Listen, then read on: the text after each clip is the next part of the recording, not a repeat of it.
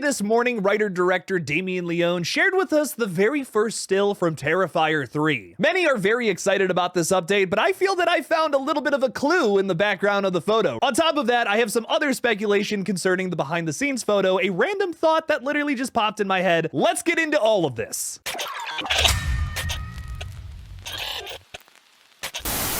Welcome to the KillJoy Jake YouTube channel. My name is David. Before we even get into this, I real quickly want to thank producer Michael Levy, who tagged me in an Instagram post on this to make sure I saw it. Michael, you got my back, man, and I love ya. I have a man on the inside. Don't tell Damien. As we know, filming began on Terrifier 3 at the top of February. Today, we just got our very first still. Although in the past couple of weeks, I have made some videos talking about behind-the-scenes photos we've gotten with Michael Levy, David Howard Thornton, Lauren Lavera, a bunch of other fun people that are also in this movie. I do want to note, though, I haven't seen any behind-the-scenes pictures of Elliot Fulham on set yet, even though he is confirmed to return for this third entry. What's up with that? Before we talk about that, though, let's first get into this new still. Early this morning, Damien Leone shared this picture of Art the Clown in Terrifier 3, looking gorgeous in that blue light. While this is a very exciting little still here, you might be asking yourself, Jake, you're making a whole video just dedicated to this? No other horror updates involved in here? Really?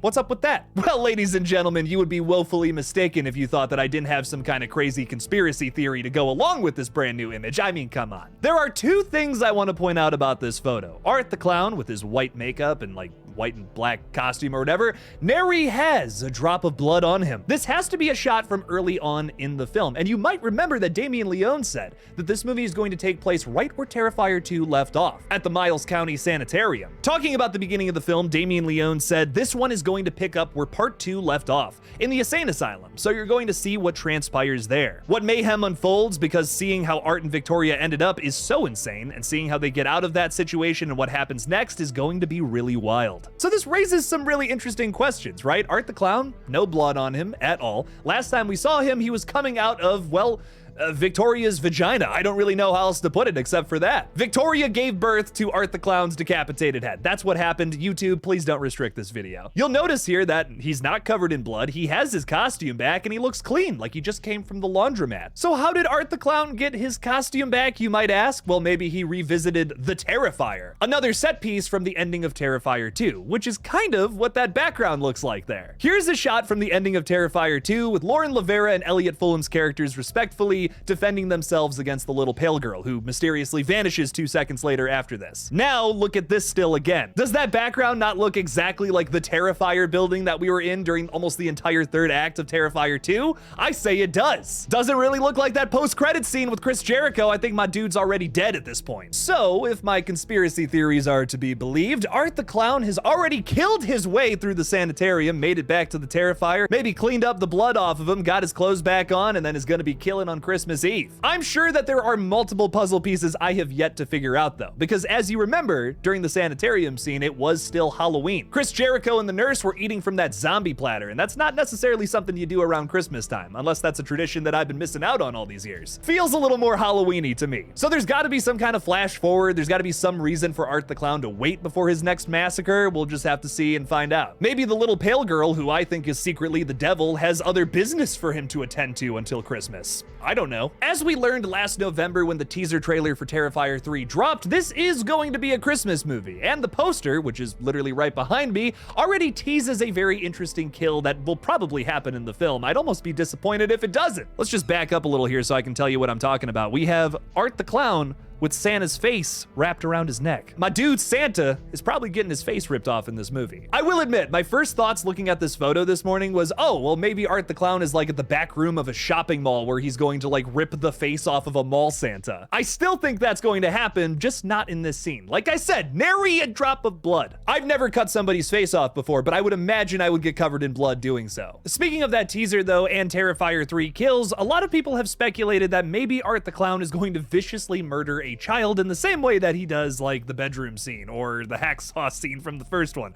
Yikes! That speculation began after the teaser trailer dropped, where Art the Clown is dressed up as Santa Claus, has an axe in hand, and a little girl comes down the stairs thinking it's Santa. It's not Santa. Little girl, you should run. I have so many thoughts about this teaser trailer scene, I don't even know where to start talking about it. First and foremost, would it be awful to see Art the Clown kill a child like that on screen? I mean, yeah. But in that same breath, I want to think about the people back in 1973 who saw The Exorcist for the first time and said, wow, that was way too much. I personally don't agree with this, but a lot of today's audience watches that movie and says it's too boring, too slow, too this, too that. I can tell you right now, nobody was saying that back in the 70s. In fact, people were throwing up in the theaters, just like what happened with Terrifier 2. Very similar story. The Terrifier franchise is one to push boundaries, and for that, I say, I hope that they do the same thing here in Terrifier 3. If this is where they have to go to do that, well, that's what they gotta do, and you might not like it, but that's part of horror. You can't make a horror movie that's truly terrifying, truly upsetting, without it offending somebody. So while that may not be your cup of tea, in fact, it may be too much for me, I encourage things like this. There are far too many movies that are safe nowadays, and I want to see something like Terrifier 3 push some boundaries, do something that's not safe, get out of the comfort zone, baby. So far, the confirmed cast for Terrifier 3 is David Howard Thornton returning as Art the Clown, Chris Jericho reprising his role from the post-credit scene, Lauren Lavera as our beloved final girl, Sienna Shaw, Samantha Scafidi as the potential bride of Terrifier, Victoria Hayes, and Elliot Fulham as Sienna's little brother, Jonathan. I want to bring it back real quick to what I was talking about earlier, though. No Elliot Fulham to be seen. Now, I've personally speculated that Jonathan is going to be a goner in Terrifier 3 for multiple reasons. Let's get into that real quick. During the ending sequences of both Terrifier and Terrifier 2, Art the Clown attacks somebody who ends up surviving him. Interestingly enough, both of these attacks, Victoria and Jonathan, revolved around Art the Clown eating part of them, if it was their face or their fingers. During the post-credit scene that I was talking about just a minute ago, Victoria has gone full-on clown crazy. Now, Victoria, as you might remember from the beginning of Terrifier 1, was just an innocent college girl who had to go pick up her drunk sister and her friend, who ended up becoming victims of Art the Clown before she even got there. She was then attacked, and then later, when she was on the Monica Brown show, turned into a killer herself. Now, was that because Monica Brown is just a POS? A crappy reporter that probably just had her on there to make fun of her a little bit? Well, maybe. But that doesn't necessarily explain the supernatural incidents that happened at the end of Terrifier 2, if it was Victoria's single eye glowing yellow or the fact that she gave birth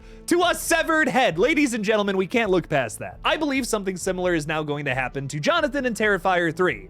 Because, and bear with me here, I think that Art the Clown spreads some kind of demon clown virus. I know, I sound crazy to a lot of you, but I promise there's some evidence. Check out this video up here where I talk a little more in detail about it. This is my Pepe Sylvia. There are way too many coinky dinks here for me to just blow past all that. Jonathan is going full clown. We're gonna have a nuclear family of clowns by the end of Terrifier 3. We got a mom, we got a dad, we got a son, we got a daughter. I think they're purposefully not posting any pictures of Elliot Fulham because I don't think he's gonna make it too long in Terrifier 3. I think I need to end this video before I start sounding like the Alex Jones of horror, but what do you guys think about today's update? We got a brand new still of Art the Clown and some very interesting speculation on my part, whether you choose to believe it or not. Leave me something about today's update in the comments below. Thank you all so much for watching this brand new update. Don't forget to like this video and subscribe for more horror content in the future. Please consider supporting me on Patreon as well if you want to support this channel further. The link for that is in the description below. Thank you all again for watching, and as always, don't forget to kill it out there, y'all.